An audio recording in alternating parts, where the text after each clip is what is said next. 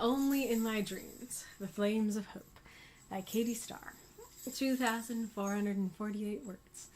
Content warning. Mild violence, gore, and swearing. What the fuck? Where is it? Ren frantically rifled through his luggage a third time. There was a ring, with quite the sizable ruby, that he had set aside for the party. It was his mother's. How could I lose it?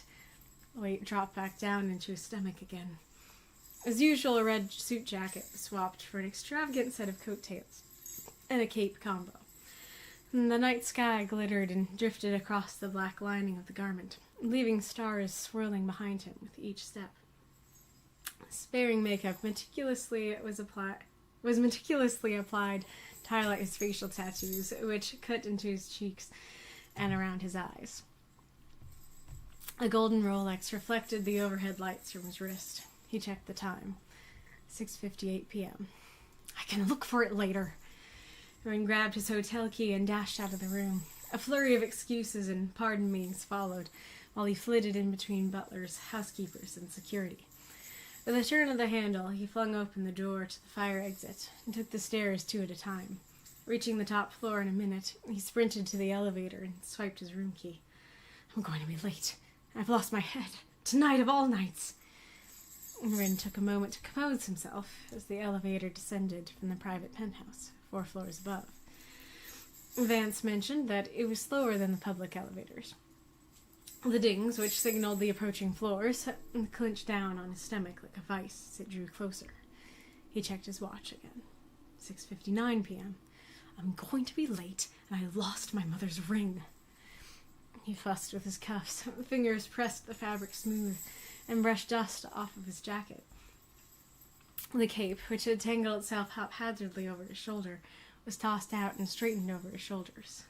Dress for battle, he muttered. And battles take many forms. Protect all your weaknesses. The words his parents spoke to him as the young man relieved some of his anxiety. The tension released from his jaw as he let out a breath he didn't know he was holding. Comforts were fleeting, and the night was young. The elevator dinged, and the doors unveiled one of the most annoying members in Legion Incorporated.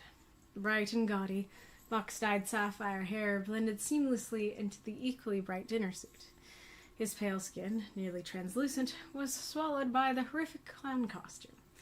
Black, stylized, geometric tattoos zigged and zagged across his cheekbones. Ren scrunched his eyes shut. Oh my, is he wearing...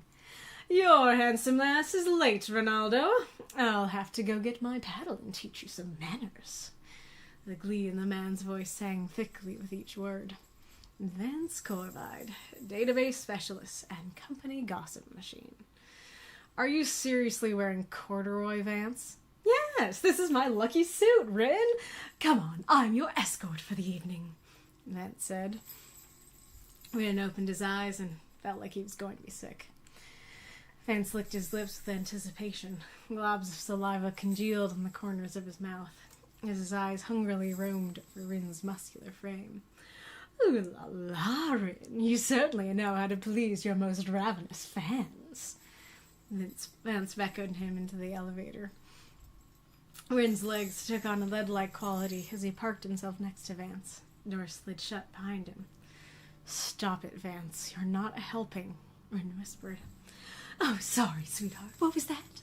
Vance wound his arm around Rin's, pressing his body uncomfortably close. I couldn't quite hear you. I said stop, Rin growled. But you're blushing so delightfully. Rin shoved Vance and set him into the elevator wall with a dull thud, the metal around the man denting slightly. Ouch! I'm not your plaything anymore, Vance. You'll do well to remember that. Rin curled his lips. Vance lifted himself away from the wall as painful cracks and creaks filled the silence. Vance popped his shoulder back into place with a grunt.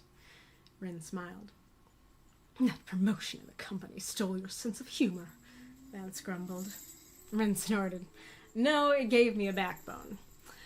Well, it also lost you your brain. I took care of your Secret Santa gift, by the way. Thank me later. Rin frowned. There wasn't any mention of the Secret Santa gift on the invitation. The smile that slowly crawled across Vance's cartoonishly white face brought his anxiety back as the elevator arrived at the top floor.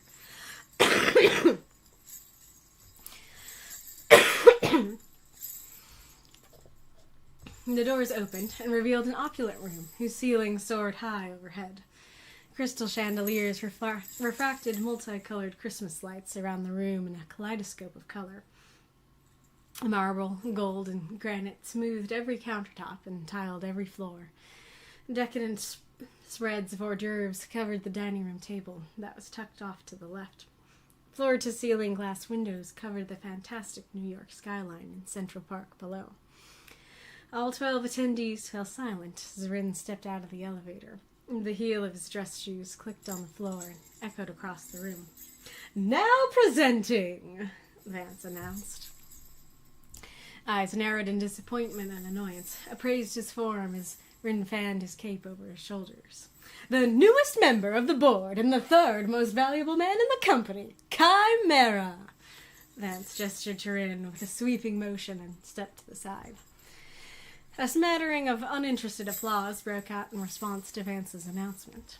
Rin bowed his head in acknowledgement, but otherwise remained silent. Conversation started again as the other members of the board returned to their conversations. No one moved from their spot. "I need to keep my guard up." "Hey, Rin," Vance hissed as the focus of the room drifted back to its conversation. "Remember, no fucking violence. That trick in the elevator was slick, but..." Yeah, Rin cut him off. "What you do unto others shall be paid back to you tenfold." Vance narrowed his eyes and introduced Rin to the lower ranks of the Legion. Catherine, the handsy younger sister of Vance, was relatively tame once Rin politely reminded her to keep their hands to themselves. "Rin," Vance coughed as the pair strolled away from the junior executives. "What the fuck was that ability?" Rin chuckled and shook his head. "What was what, Vance?" "That darkness. It felt like it might have swallowed me." He trailed off as he met Rin's look of warning. "Right, let's keep going. Seymour's up next." "Good idea." Rin dipped into himself as Seymour launched into his martial arts experience. He slowed his inner perception, while the time outside him remained the same. Autopilot took over, providing small talk to Seymour, while his thoughts turned towards Christmas, which was out of his reach. Blues, reds, greens, and purples twinkled across his skin as Rin sat beneath a Christmas tree laden with ornaments and lights. Presents of all shapes and sizes surrounded him.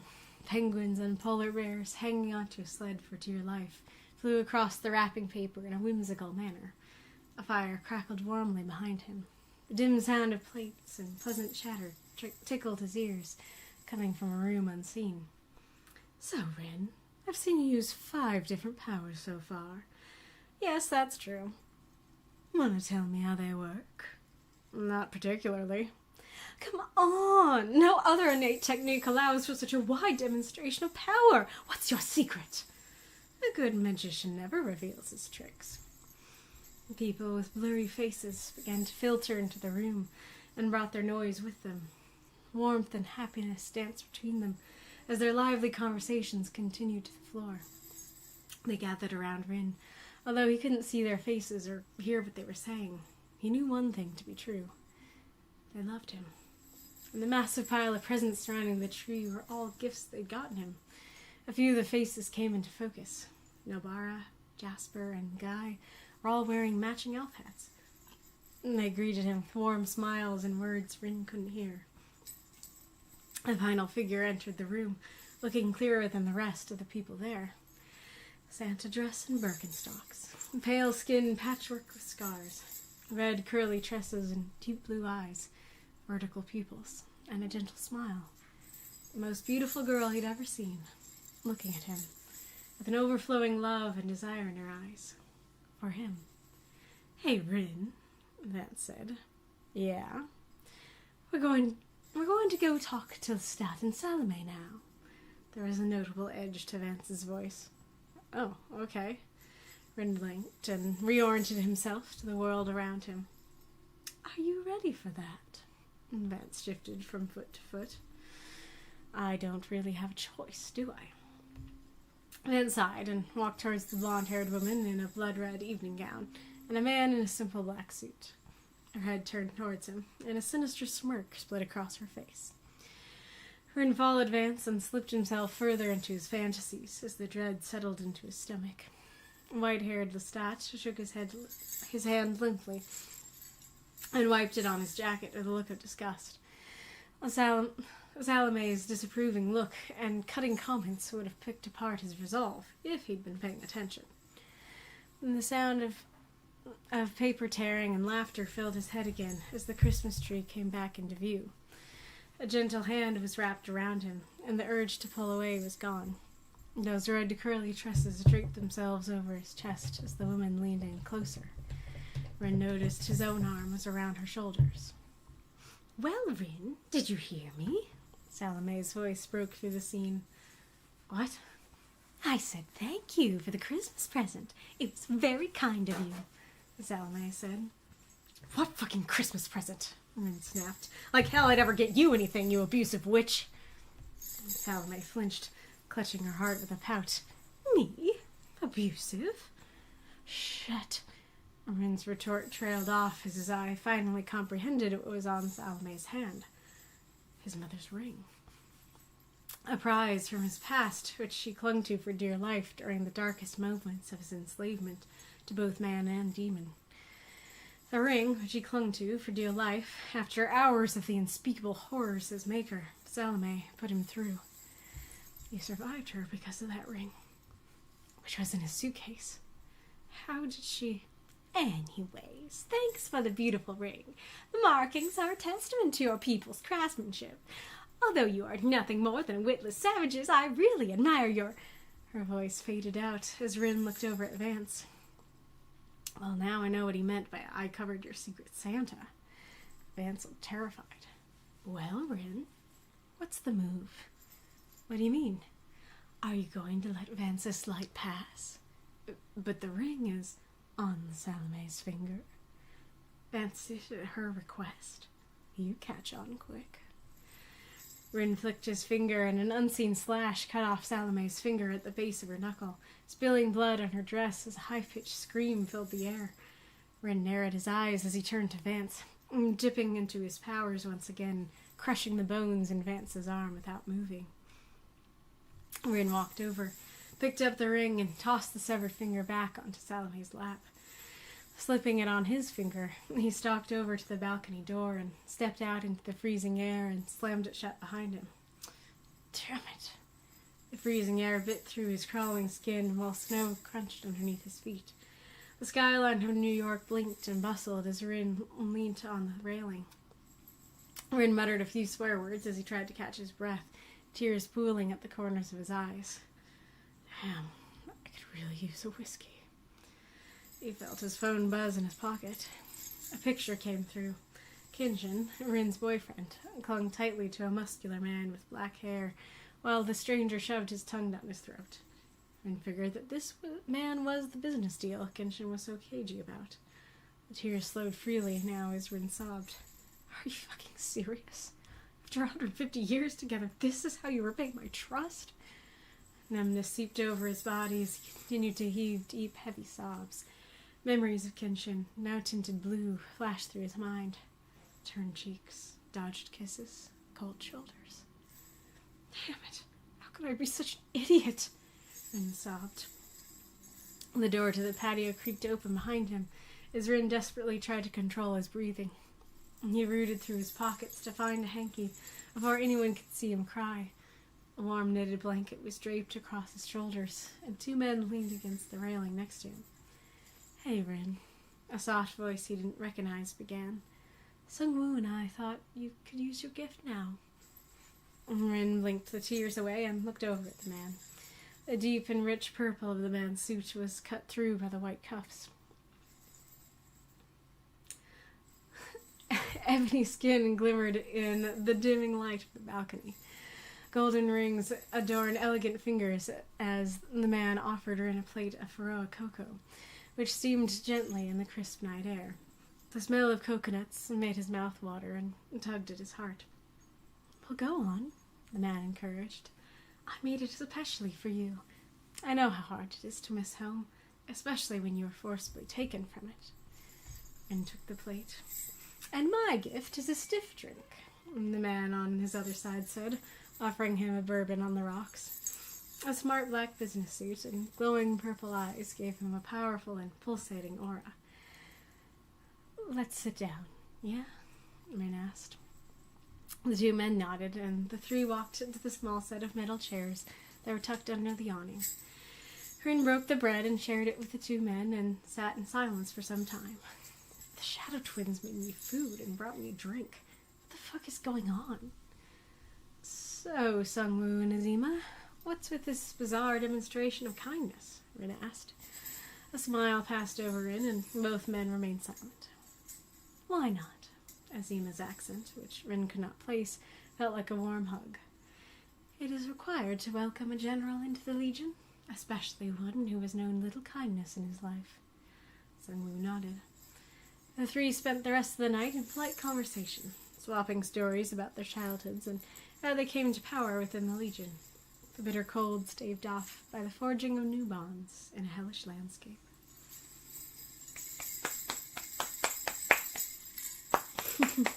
Longer claps. Throw up those moths and monsters. Cheer for this story if you loved it.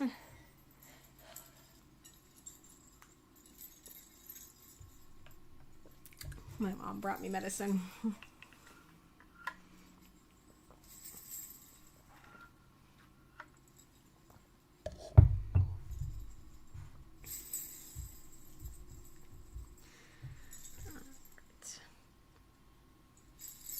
The Vance voice is perfection. I'm glad to hear that.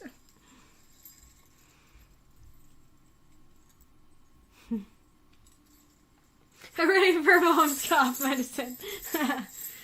Thank you for the cheer, Marks. Appreciate it. Alrighty, Rue. Very interesting to learn more about Rin.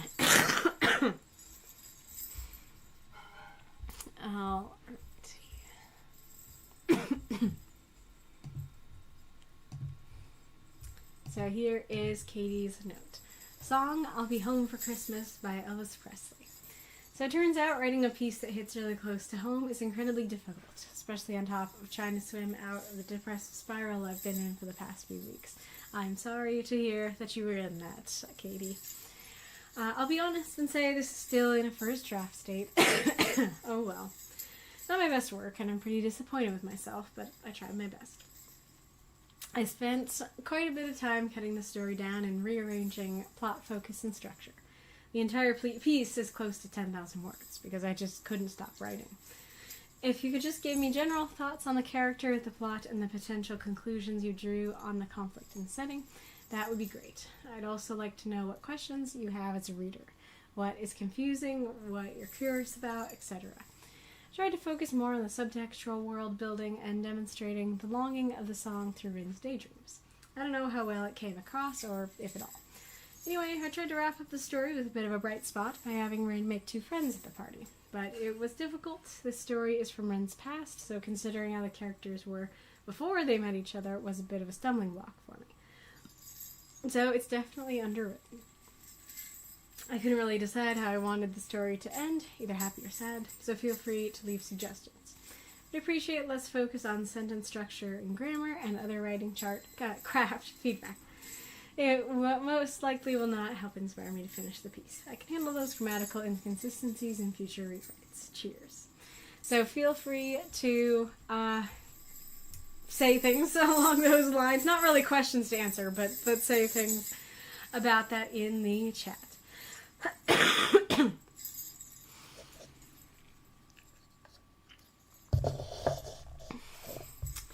Thank you for the cheer, Norman. Thank you for reading my story, Stardust says. Christmas sucked this year. The song was the mood for the season. Oh, I'm sorry to hear that.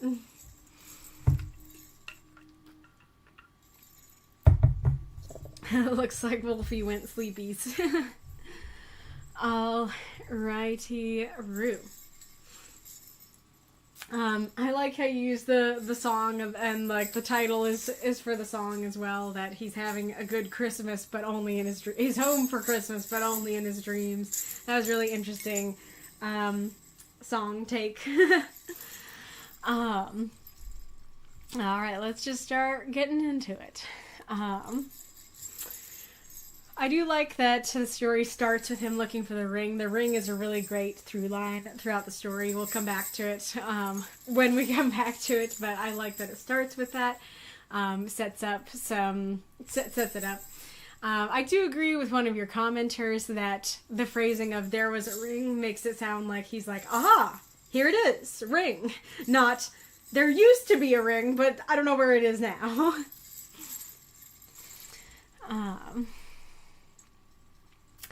I am wondering how a set of coattails and cape works together. I feel like corduroy is less of a fashion faux pas than having, like, coattails, you know, which go out, and then a cape, which also, you know, goes over. But that is also nitpicky. Oh, thank you.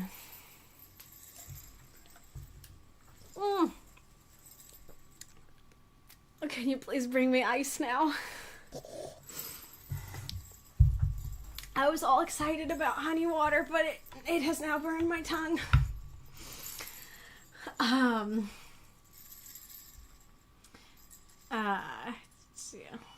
Yeah, exactly. A cape would cover the coattails. I thought there was something in the middle here, but so I want to hear what you guys think of the Rolex, because you might have a different view than me, but this actually does something for me that I don't think you wanted, which is that, to me, a Rolex is a symbol of flaunting wealth, especially now. Now, granted, like, in the past, watches were something that, you know, people used a lot more genuinely, and so a Rolex was just a very nice watch. So it did have a function, it just, you know, was a very expensive one. However, now, especially, yes, people do still wear watches, but they're used less, and usually we'll just use our phones for the time. And so now a Rolex is just kind of a symbol of flaunting wealth. Of like, oh, I'm a rich person and I can afford to throw $10,000 on a useless item. And so when you mention that somebody has a Rolex, it immediately gives me some distaste for them. Because I'm like, I'm not really a fan of somebody who's going to throw their money at something useless when that money could have gone. It could have even, thank you. It could have even gone to, like, not, of course it'd be better to, like, give it to charity or something like that, but not even for charity. Like, you could buy a really nice couch for that money, or a nice car or something like that. Like, even saying, oh, here's this rich person with a really nice car, actually, I'm a lot more fine with that than a Rolex, because that's a useful use for your extravagant wealth. But this, like I said, it just seems like I want to flaunt it for people. I want everybody to know I can afford to throw my money away. And so, oh no, there's buffering.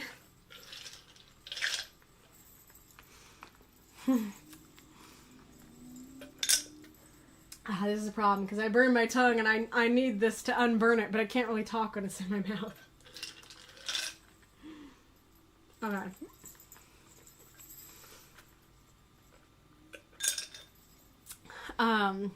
And I think that all you intended with it is that you just wanted to show that he's wealthy. And that's all. That he's just a dude with a nice watch.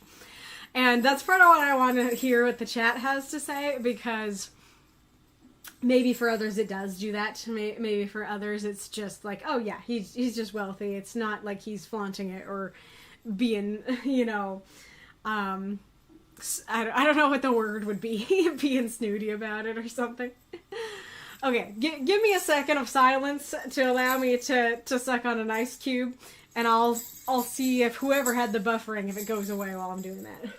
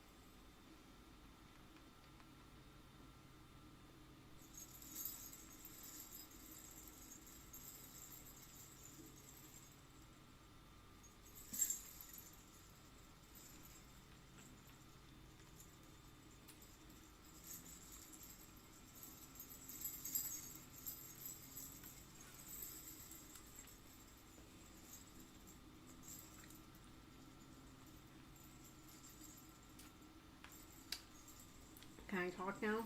My ability to talk now.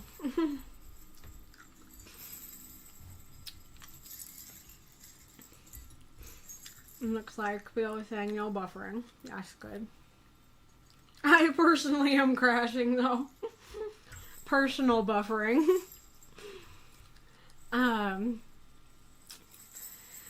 But anyway, so I say all that because I don't think that you wanted me to have an immediate distaste for your main character when I enter the story. But I also say that because I might be the only one who has that from that word.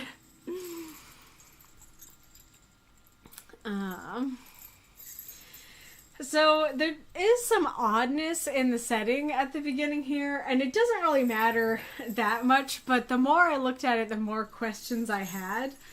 I don't know why he takes the stairs to go to an elevator, and I think where... And then he reaches the top floor, but then but then the elevator's descending to him, even though he reached the top floor. So, yeah, there was weirdness going on with the elevators in the setting. I wasn't sure what was up with that. I did like the, I'm gonna be late, I lost my head tonight of all nights. So it creates some action and, what was I gonna say? Speed, I guess? I don't know. Action speed at the beginning. I like that. And I do like that. I'm gonna be late and I've lost my mother's ring. The summary of what's going on. Elevators messing up space and time again. I love that.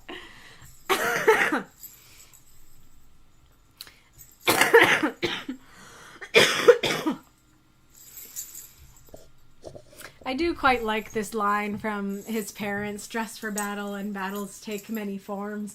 I think that's neat and kind of summarizes the scene we're going to be going into, that even though it's just like an office party basically, it feels like a battle to him, and you can see that throughout the story.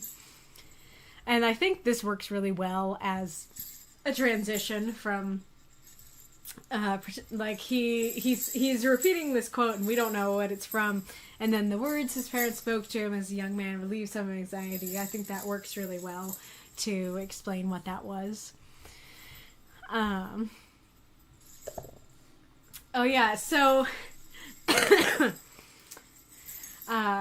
and gaudy box-dyed sapphire hair blended seamlessly into an equally bright dinner suit. His pale skin, nearly translucent, was swallowed by the horrific clown costume.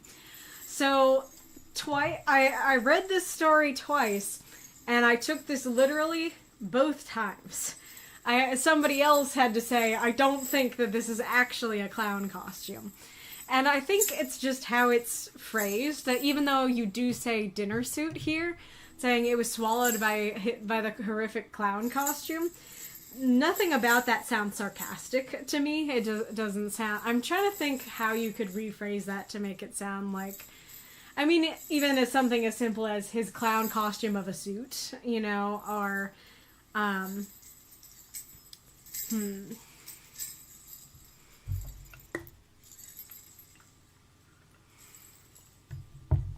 Or it may as well have been a clown costume or something like that. But just horrific clown costume, I was just like, okay, he's wearing a horrific clown costume. And so the whole time I'm like, this is a fancy party. Why is he dressed like a clown?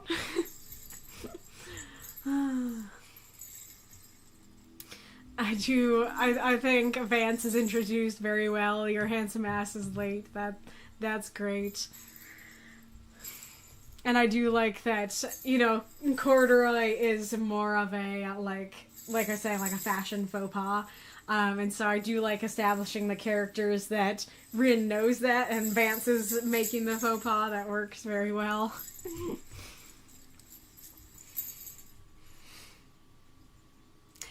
Horrifying description here. Works very well. Oh, ad incoming. This works very well. Like, Vance is great as just like a slimy git. He reminds me of let me see if I can find, if I know his name, actually. Come to think of it, it's been a while since I watched it. Hey, I did remember his name. I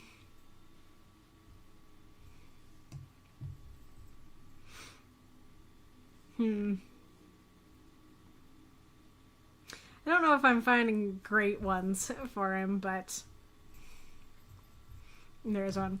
So he reminds me of Shinji from Fate Stay Night, or I guess it's Fate Unlimited Blade Works. I don't know if he's... What in the world? Why am I... Well, how did I pin something? And how do I unpin it? Unpin. There we go. Yeah, he reminds me of him. He's just like a slimy, seaweed-headed git. And I don't know how to describe the personality exactly. Like, it's...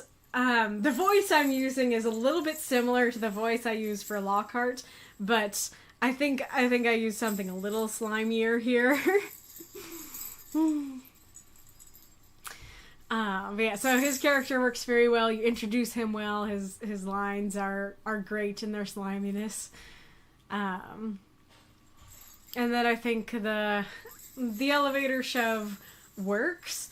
I don't know, it does feel like on the one hand, I get why he wants to shove him, because he's being a slimy git. But at the same time, like, the whole atmosphere, oh, there's the, like a soaking wet sock. Amazing. There's Kitty. Oh, I can...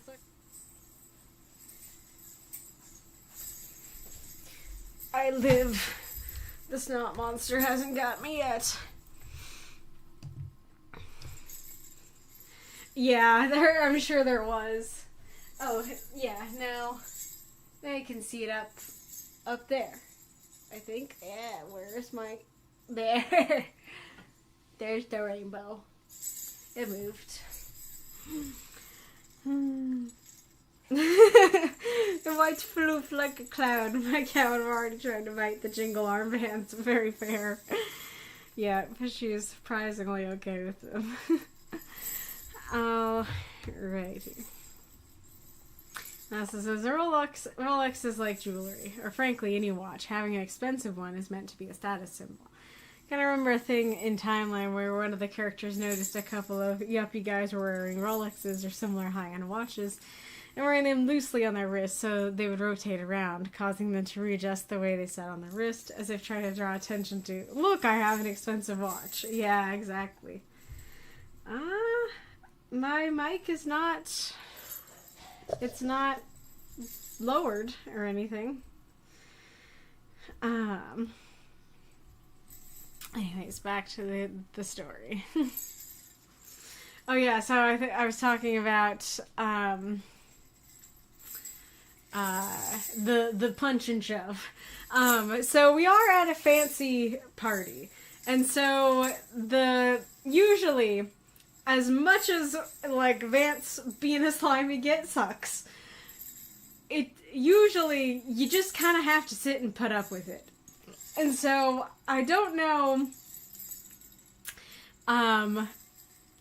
so it kind of works that he doesn't put up with it, especially because there is magic going on, but at the same time, it also feels very strong, and, like, okay, like, I feel like we could have just put up with it. Like, it sucks. It's not cool what he's saying, but I don't know why we couldn't just, you know, keep going as civilized people, just hanging out and being angry at each other, basically silently seething at each other, kind of thing. So, a little torn on that part. And kind of similar about the position in the company stole your sense of humor. No, it gave me a backbone. I'm not sure... How do I feel about that? I don't know. I guess I'm just kind of wondering why a promotion would give him such a backbone that before he would just kind of sit back and take it, and now he's going so far as to dent the elevator. Like, that feels like a lot for a company promotion to do. So this used to say White Elephant, but then later it switches to Secret Santa, and Secret Santa seemed more accurate to what was going on, especially because it seemed like the Shadow Twins had him as their giftee. And so I just switched these to Secret Santa. I like how you describe the setting. I think that works very well. I like the presenting thing. I'm curious about the Chimera thing. I do not see Rin or Ronaldo anywhere in that. And so I don't know what this is a name for. If this is a superhero name, a supervillain name, some other kind of title. I'm not sure. I feel like that would be better just left off because it's not explained in the story, and just say the third most valuable man in the company and leave it at that, so as not to have your readers being asking questions that you won't answer. I do like the smattering of an uninterested applause. I think that works quite well.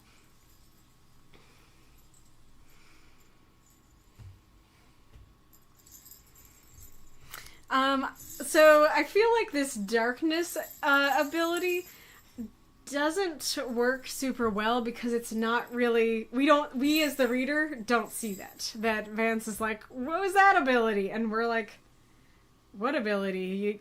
You just said that his sister got a little handsy. Like, that's the last thing we know.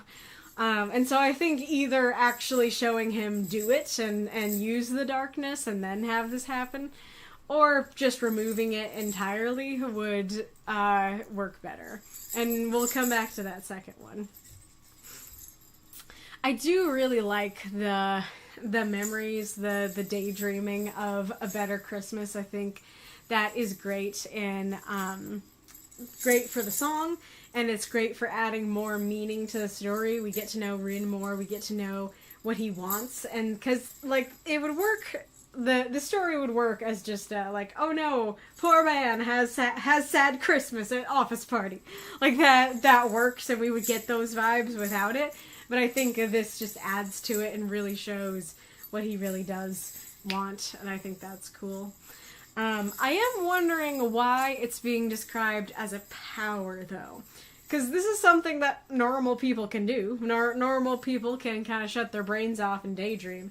And so I feel like it almost detracts to have it be a power.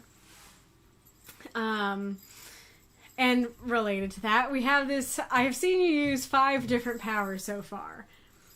Have we? Because we saw him do the elevator shove, we saw the darkness power, and we saw this power. So we've seen 3, and the third one doesn't seem like something Vance could even see. And so I don't know what that's all about. So for me, even though the magic is cool, and I think I would really like it in like the full universe novel story, I think in this story, it overall kind of detracts. There's one part where it doesn't, and we will come back to that. But it's kind of along those same lines of making me ask questions that I don't really need to be asking. Like, the whole darkness thing doesn't really need to come up. It doesn't detract from the story at all if you remove it, and it takes away some confusion and questions. And then what I was saying here of, like, this doesn't need to be a power. Normal people can daydream, and so having it be a power, I'm kind of questioning and wondering, I'm wondering why. And then the elevator one works the best. I think I'm being a little nitpicky with the elevator thing. But again, I feel like that scene would work just fine if we just, like, seethe silently. If we're just, like, frustrated, but we're not resorting to violence. You know, I think that would work perfectly fine and feel a little more natural to me, because I don't yet fully understand how this world works and why violence is natural or why we are resorting to that kind of thing. And so I think just not using the magic, except maybe in one particular place, I think could help.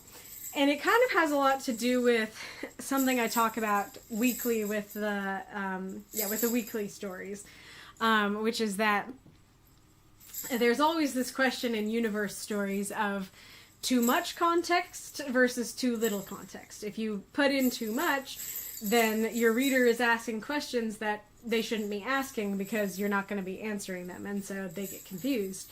If you have too little, then the reader is confused because they're going, wait, like, I don't understand what's happening. I don't have enough info on what's happening here. And so you have to ride that line. And I totally understand how difficult it is, because I think sometimes I can be one of the worst offenders on giving too much context. But I feel like this story ended up having, at least regarding, well, in a couple places, but I feel like this story ended up having that problem in a couple places, and that just kind of goes back to what I was saying of, like, with the magic, I'm just asking a question of, like, what do you mean 5 powers? I only saw 3. And you shouldn't be able to see the third one. Why is this a power? Why are we resorting to violence? Where did the darkness come from? Like, those feel like questions of too much context. And I feel like these stories, and, like, granted, even these stories are not the easiest things to write, and it's a word limit in its own way. But I feel like that problem should not be such an issue in these short stories, because you have a bunch of room for the context. And so you have the room, you have the words to explain what's going on. But in this case, you also have the words to just not include that, to have the story work better as a standalone, if that makes sense.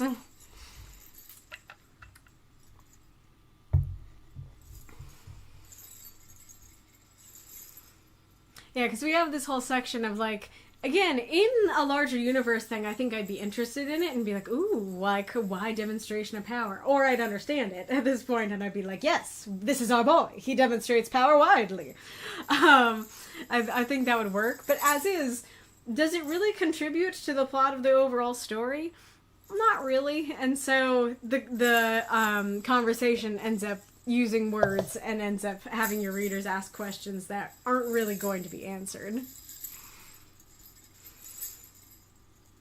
This is a little nitpicky, but I don't feel like you need to mention people by name if they are not going to be important to the story, because we don't know these characters, we don't know who they are, and so just saying his friends will actually impact us more than naming them, if that makes sense. I'll come back to Lilith.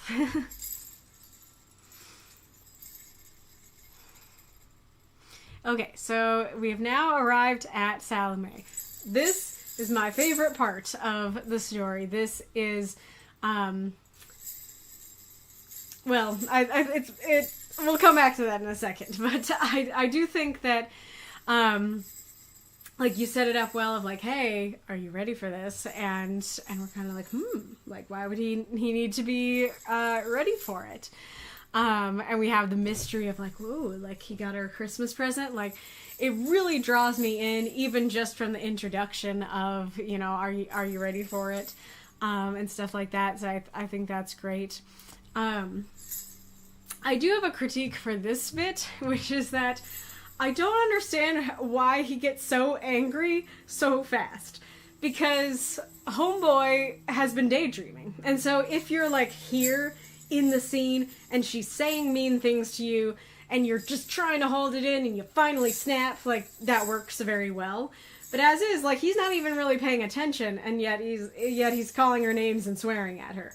And once again, this is a fancy Christmas party. It feels like he should be able to hold it together, especially if he has been self-soothing his own brain by daydreaming. Like I said, if he's not been soothing himself and he's just like getting angrier and angrier and then explodes, that would work.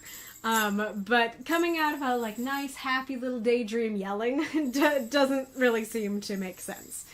And like, we'll talk about it more in a second, but especially considering the fact that she seems to literally have abused him, I feel like you're not going to be saying such things. Like, granted, there's lots of different forms of abuse, and maybe he really has gotten so fully away from her, and he's in power now, and she can't touch him and stuff like that. But if so, that's not really clear. It kind of seems like he's still an underling underneath her, the way that he's acting. Well, not the way he's acting, but that's just the impression I ended up getting. And so it feels odd to like call her abusive, because it might get you abuse. Like, it might get her being like, oh, okay, you think I'm abusive witch? All right, to the dungeon. You know, that she might, I don't know how he got away, and he's still in the same room with her, and so he could easily get back into her clutches. And so on multiple levels, it feels odd to me that he goes this angry this fast and doesn't hold it together.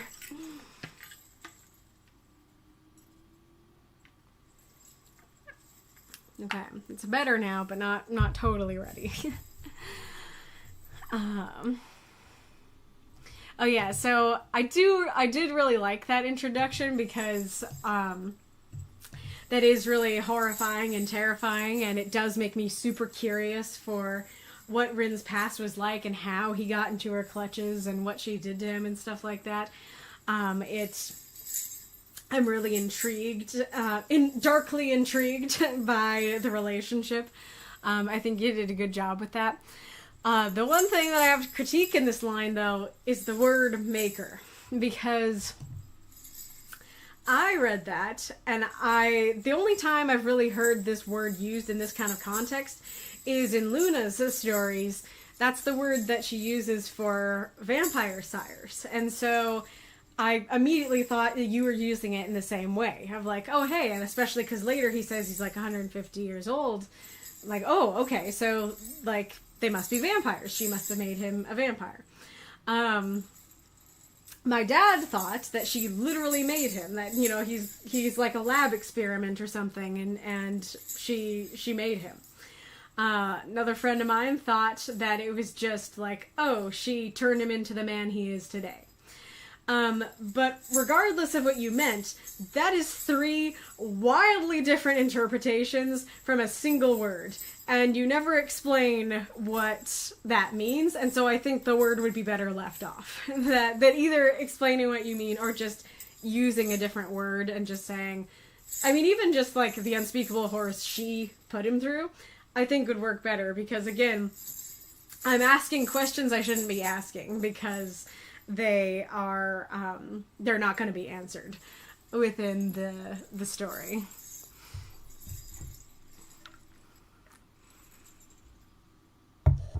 I really like he survived her because of that ring. I think that feels super climactic, and like the answer to the whole beginning where he's freaking out and looking for it.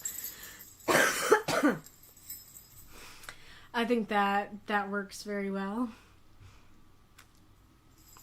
And then I can feel the horror of, you know, realizing that it's on her finger. And then her, like, being racist or speciesist against his people just makes everything worse. And knowing, you know, Vance saying, I covered your Secret Santa is super dark, is this terrible thing where this beloved ring is given to this horrible witch, you know. I think that, like, that works so well. I'm so drawn into the story and into the stakes of what's going on. It works very well. I'm not sure who's talking here. They're in bold in the document. I'm not sure if it's like there's a demon in his head or if it's just him talking to himself. But especially if it is him talking to himself. Hi, Kitty. It does feel I'm not really hi, Kitty. I feel like, I'm trying to think how to describe it, but especially this part feels odd to me, that it's like, yeah, that is what we established. So I feel like having them talk and be more like, I don't know, I mean, I guess just taking it out and just going, what's the move? Are you going to let that pass? And then having him realize, did he do it at her request? I think that might work a little bit better. Kitty, where are you going? Kitty, kitty.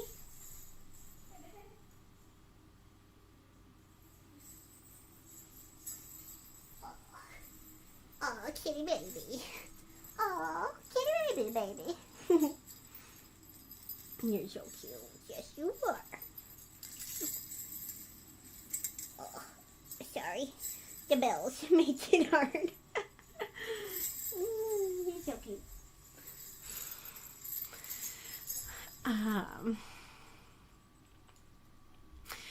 So this is the one magic thing that I think actually quite worked. That, yeah, that he's like, I'm done with this. I'm getting it off her finger, even if I have to cut it off.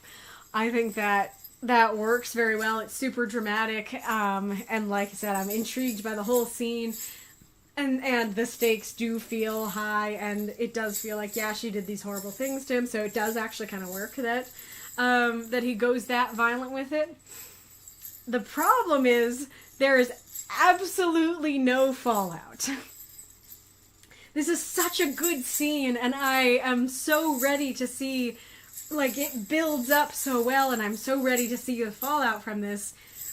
And then he just goes outside.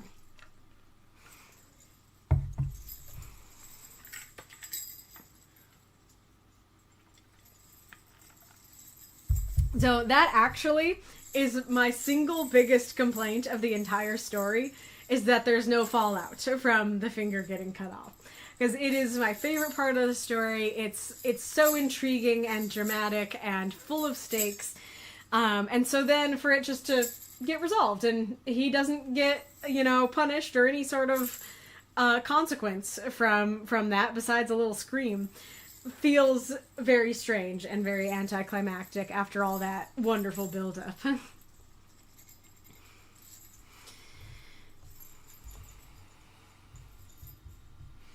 And then for the boyfriend stuff. So, let's see, how do I even introduce this stuff? So the thing is, and I may have been extra set up wrong because I've read one other story from this universe, but the dreaming seemed like a memory to me. It's possible it's not, but especially because I know that Lilith really is a person and like Jasper is a person and stuff like that, it seemed like this is a memory of a Christmas in the past. And so it definitely read to me as Lilith is his girlfriend. That's like, yeah, this is the most beautiful girl he's seen. That's his girl. And so it feels odd to then go, wait, he has a boyfriend after you have seemingly established that he has a girlfriend. And so I don't really feel the betrayal from this because this character has not been set up. And in fact, the opposite has been set up. A totally different character has been set up in this role. And so to be like, oh no, my boyfriend betrayed me, I'm like, I didn't know you had a boyfriend, you know? I'm also wondering why Kenshin texted it to him. I don't know if he's being a jerk and he's like, this is how I'm breaking up with you, is I'm literally sending you a picture of me snogging some other guy, you know? That's possible, but it just feels a little odd that, that he just sends him that text of, especially if he was being cagey about it. It feels like, I mean, I don't know for sure, but I feel like if he was gonna try to hide it and stuff, why then just spoil yourself? Why then just be like, yes, I'm gonna sneak around and cheat, and then say in neon letters, I'm cheating on you, you know?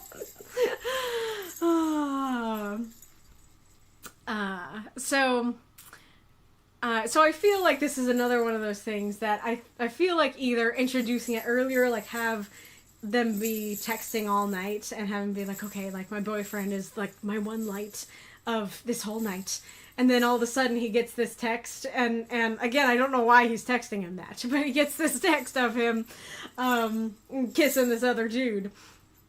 And then he's like, my one light is gone. You know, I think that could work. I think it also could have worked not to include the boyfriend detail and include something else with those words.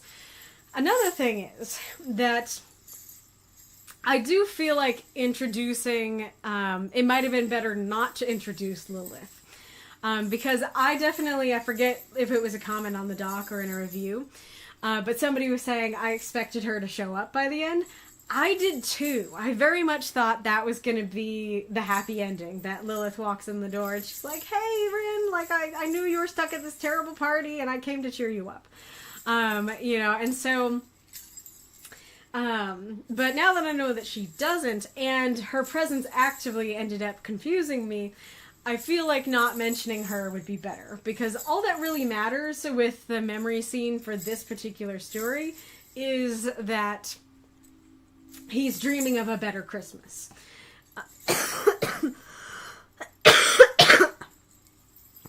It doesn't matter who in particular is in there because they're not going to show up. All that matters is there is a better Christmas in his mind than is literally happening out here. And so, once again, not introducing something that's going to cause me questions that won't be answered would be good.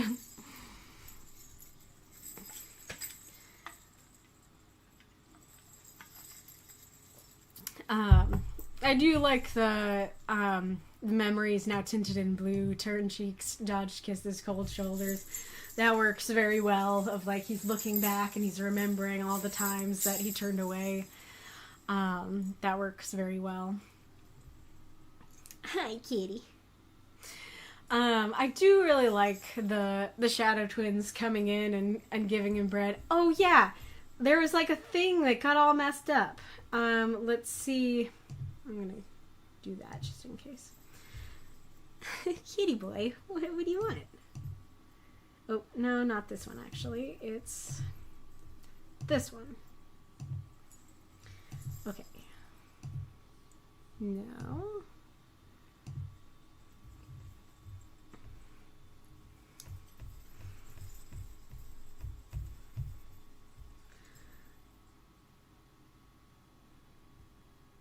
Cool ebony skin glimmered in a dimming light of the dimming light of the balcony. Okay, how much did I mess it up? Okay, it was the word cool that got messed up. Okay, so I think you guys have seen this happen, but it's oh no, it's not there. I just fixed it. But I think you might have seen this happen. Let's see if I can make it happen. Yeah, there you go. So that's what happens. Sometimes when I make a comment, I just try to start typing, but instead of starting typing in the comment, it starts typing in the document. And so my comment was, I thought it was hot cocoa, and so it stuck hot cocoa in the middle of cool. I am sorry. That is, I think, the first time that has been stuck in there and not been moved to the comment. But anyways, I really like, even from the moment they arrive, they're definitely this warm presence, which is really nice. I do feel like, so first of all, this actually had an A at the end of it, which is why I thought it was hot cocoa, that it literally said cocoa. And so I was like, oh, okay, it must be some special kind of hot cocoa. And then it turns out it's bread. And so I do think that while taking the A off helps, saying it's bread somewhere would be quite helpful, because I think even without the A, I would probably still kind of assume hot cocoa. So that would be good. But the bread, I looked it up, and the bread does look good. It does look nice. I also don't know how cold it is, and so it does feel a little odd on a seemingly winter story to have a cold drink. But that's nitpicky. I'm also wondering why this is weird. This is kind of another context thing. Because he doesn't seem to have met them before. He doesn't recognize their accents. He doesn't recognize their voices. And so it's very strange that he has this thought of, like, the Shadow Twins made me food and brought me drink. What the fuck is going on? Like, this is crazy. The world is upside down. And it's like, you've never met them. So how can you say that the world is turned upside down?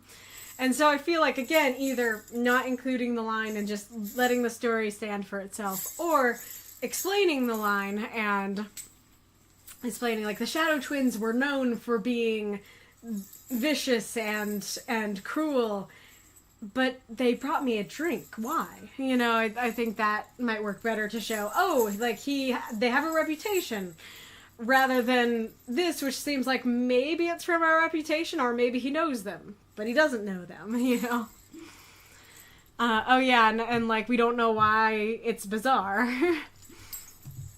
But I do really like the, we need to welcome you, especially someone who's known little kindness, somebody who sees through him at the end of the day, that this is what he's been dealing with internally all day, that he hasn't known kindness. People here aren't being kind to him. And so finally having someone be like, hey bro, like, I know you've been through a lot. How about some good bread and a nice drink? I think that works very well and is very sweet. I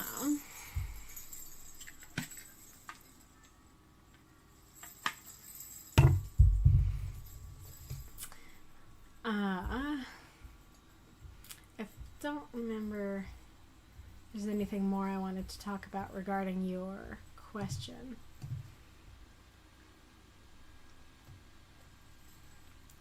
You do not have to share it, but I am curious about the piece hitting home. Oh yeah, I am really curious. You say that the piece is close to 10,000 words, and that definitely makes sense as to why there would be some things where I'm like, I feel like I don't have the context, because maybe it is there in the 10,000 word thing, but it had to be cut. But here's the thing. You have 3,500 words, and so I don't know why a 10,000 word piece was not cut down to the limit. Like, you have 1,000 more words to work with. I'm not really sure why you didn't end up using them, especially considering what the story came from.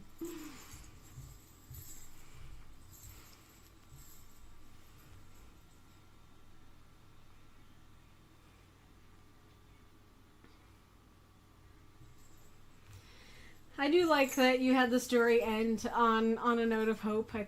That was good for me. I like that. Let's see what folks in the chat have been saying.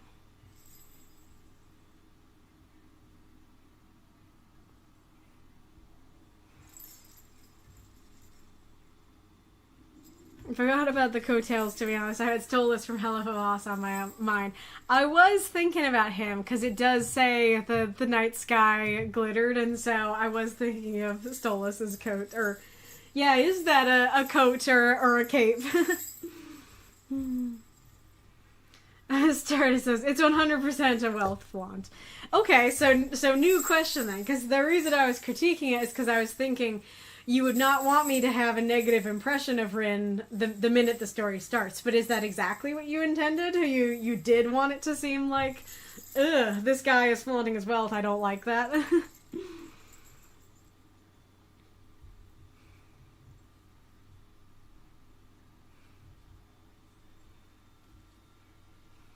I feel like even if watches are more accessories than ever, there are way more I bought this to flex how much money I have watches than Rolexes. I think they're still, I buy quality pieces, but I don't know. Maybe it's just me. I could be totally wrong. Well, I'm not a part of that world, but as I understand it, the Rolex is the shorthand for that. Like, honestly, if you described, like, oh, he had a big gaudy watch with diamonds in it, I actually would feel less like this than saying Rolex. Because, like I said, that brand just feels like the shorthand of this to me. When I was in a hotel in New York, there was a special elevator to the penthouse that you needed a key to. You still have to take normal elevators to get to that floor, though. Wait, what? So, if you can take normal elevators to that floor, then that contradicts having a special elevator to that floor. I'm confused. But, like, you know, here, it's not really described as, like, him walking outside his, so let's say that you mean, like, that you need to take an elevator to the fourth to last floor, and then the rest of the way, you can go up the special elevator. That still isn't what's being described here. Instead of it being like, oh yeah, I went to the elevator and I went up, but it didn't take me all the way. That is different from dashing out, going out the fire exit, going down the stairs, and he's a fancy boy, going out in the fire exit, which I would think wouldn't be caught dead doing that. Reaching the top floor, and then going to the elevator, but then taking the elevator to the top floor, you know. I think just saying, like, you know, you needed a special key to get to the penthouse, or to use the penthouse elevator. And he walks out of his room, and he meets Vance, and Vance uses the special key to get them to the penthouse. I think that would be less confusing.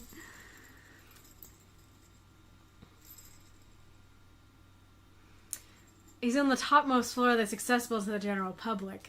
That's not clear. I do think literally using that phrasing of the topmost floor accessible to the public would clear it right up. But when you say top floor, I assume you mean the penthouse floor. And call it a clown suit later after establishing its corduroy. That might work. And part of it is, like, clown costume, like, so clown suit might help, potentially. And yeah, establishing clearly it's corduroy, and then saying his clown suit later might be clear. But I guess part of it is, yeah, that this whole paragraph is describing Vance. It's like, here he is, here's the description. And so then when you say clown costume, I'm assuming, yes, this is part of the description.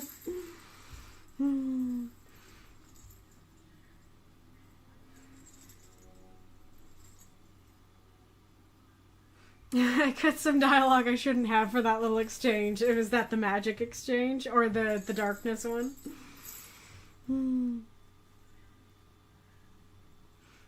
I've never seen The Boys. Hello, Autumn.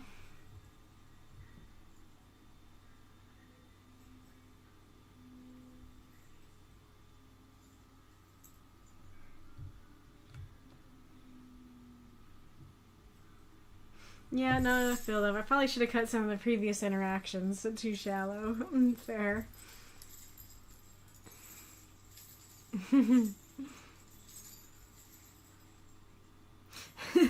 Stardust is mostly just reacting. I just see you're so right!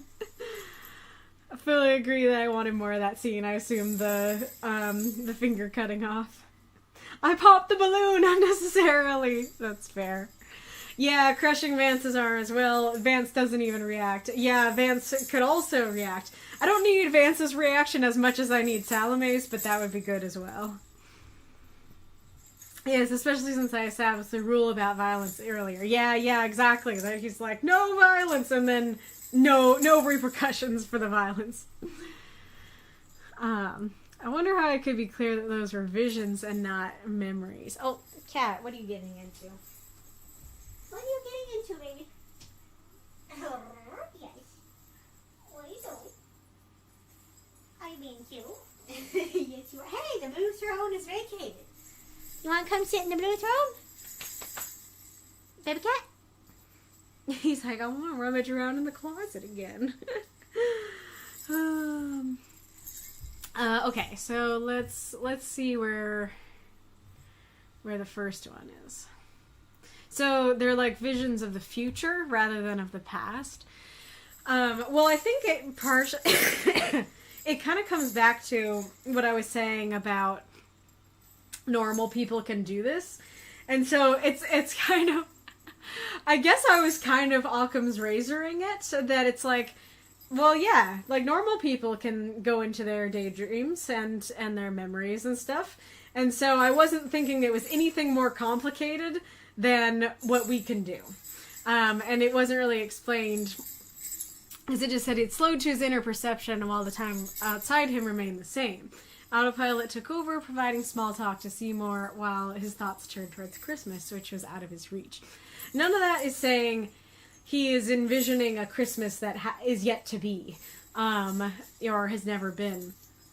No, it doesn't say, like, he retreated into his memories, but again, like, just tuning everything out and going into your mind feels like something anybody could do. And so my question isn't like, okay, that feels like something anybody could do.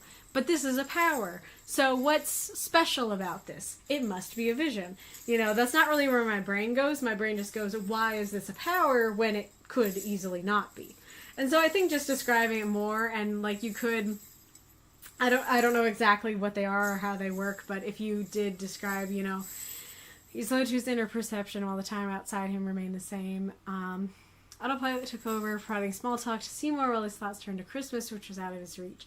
He thought of a Christmas that had never been flickered before his eyes, you know, or his prophetic vision took over, and he saw a Christmas that was yet to be.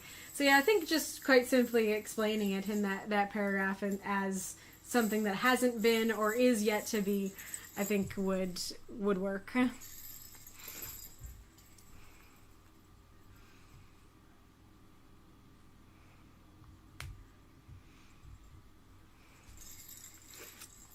They weren't daydreams or memories. No, they were visions. There's some stuff going on in the background that I didn't convey well. I'm spinning too many plates with this story. That's fair. Bread is nice, Kaylee, 2025. Yeah, you can quote me on that. Bread is nice. Toast for the toasted toast. I definitely wanted him to come off as a wealthy, pretentious dude. Gotcha. Yeah, the special elevator doesn't go to the ground floor, but why go to the emergency steps? Exactly.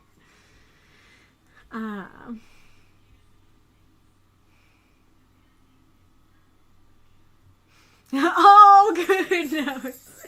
I'm glad it can help. All right, to reach the end of the chat.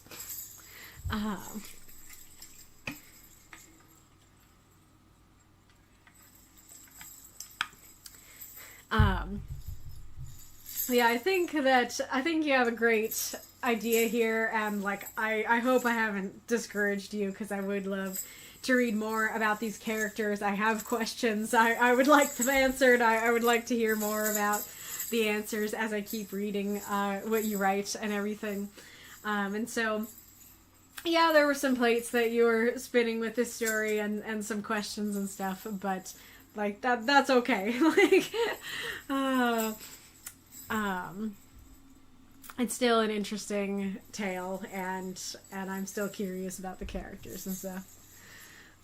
Rin is a bit less mature here, so he's putting on airs with all his fancy clothes. Gotcha. Nah, the opposite. I'm glad to hear that. Alrighty. Well, I think I'm gonna do a little break here, and then I will come back to read our last story after that. Did I answer all the questions you had asked me now? I might have missed one. Were there 5 powers? were there 5 that I didn't see?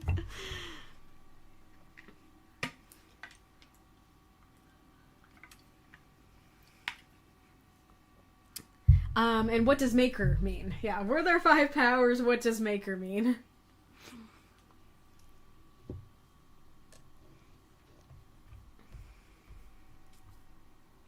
Also, I love the Santa dress and Birkenstocks. The Birkenstocks are so, I don't know. What are the vibes of Birkenstocks? They're a particular vibe. I don't think they were described in the other story, but it's fun. Yes, there were 5 powers. I cut that scene too. Gotcha. Yeah, it can be really hard to know, because I think that, I mean, I've kind of already said it, but I think you were just struggling with what all do I include, because, you know, it was from 10,000 words, so I assume, well, obviously, there are a lot more, and so you were having to decide, what do I include, what do I not include? And I think it was just struggling with that. And that is a difficult skill. Like I said, I struggle myself with that, and so I don't blame you for struggling to figure that out. And I'll see if I can think of how to advise about that. But it's definitely like, because it can be really hard when it's your story and you know what's going on and you don't have the questions. It can be very hard to figure out what questions are people going to ask.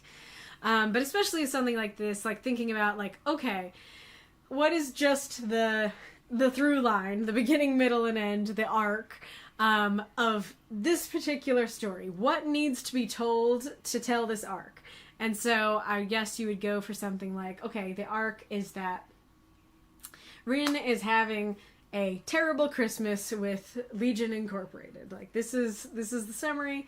And granted, like, the story doesn't necessarily have a, like, oh, here's your setup and the problem, and here's, like, it getting addressed, and then here's the denouement.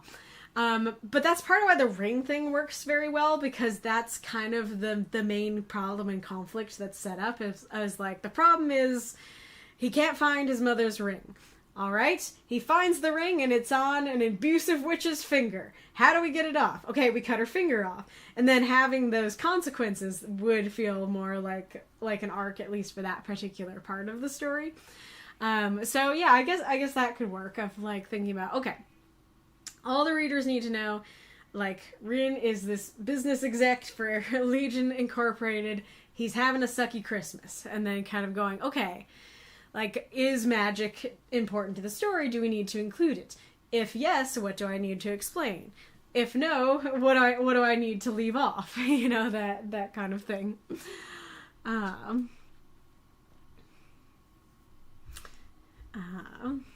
Ghoulish says, we're at 3,100 bits. 900 bits will unlock if Kaylee is up for it. The Stardust says, they're demons, so Maker refers to the person who turned a human into a demon. It was a nod to vampire fiction. Gotcha. Interesting.